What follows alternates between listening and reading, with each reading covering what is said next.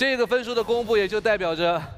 到底是有哪一位老师可以带2个学员进鸟巢，是周杰伦战队还是哈林战队呢？就在这一个分数当中，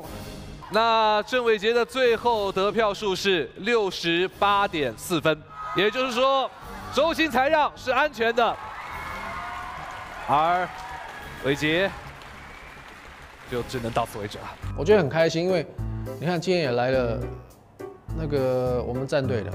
之前可能暂时离开的，现在回来替他们加油，这样是不是就更对得起他们？你懂这个心态吗？我们之前他们可能暂时离开被淘汰掉，那如果说到最后我只带1位学员，他们可能都会觉得说，那如果当初换成是他们，说不定他们会进。但是你看现在这样的剩下来这2位精英中的精英，我这样就可以对得起他们，对他们这些被淘汰的学员有交代了。